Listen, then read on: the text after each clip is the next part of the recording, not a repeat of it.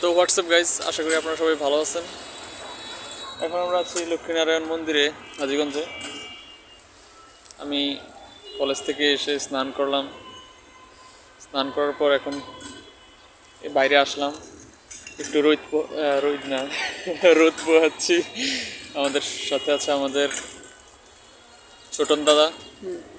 তো রাত্রে যে আমরা আরতি করি, তো আমাদের আরতির যে মৃদঙ্গটা প্রচণ্ড শীতের কারণে আর রোদ না ওঠার কারণে ওটা মানে ড্যাম হয়ে গেছে আর কি।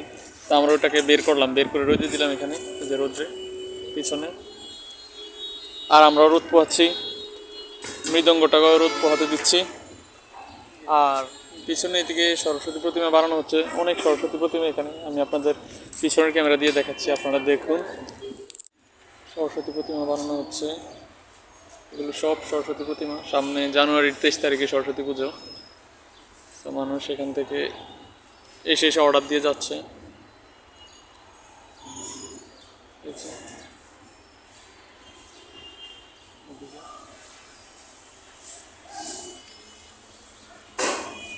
আর এই যে আমাদের ছোটন দাদা। তো আমরা ওই মন্দির থেকে কোলটা বের করে দিলাম আমরা, এই যে এটা।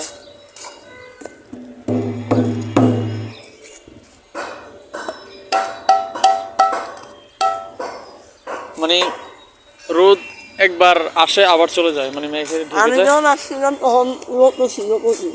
আমি যখন আসি এখন আবার কমে গেছে, আবার এসে পড়বে।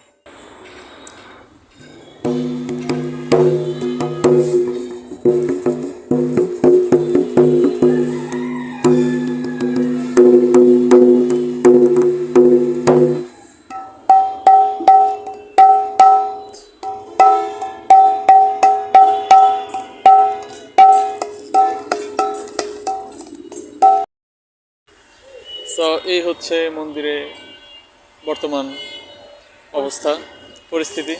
এখানে পিছনে আর কি সরস্বতী প্রতিমা বানানো হচ্ছে। আর এদিকে যে খালি জায়গাটায় ইট টিট আছে। আর সন্ধ্যার সময় 7:30টার দিকে আরতি হয়, সন্ধ্যা আরতি। তো দেখা হচ্ছে নতুন কোনো শর্ট ভিডিও বা নতুন কোনো ব্লগে। সো এই শর্ট ভিডিওটিতে একটা লাইক দিয়ে দিবেন। Bye bye.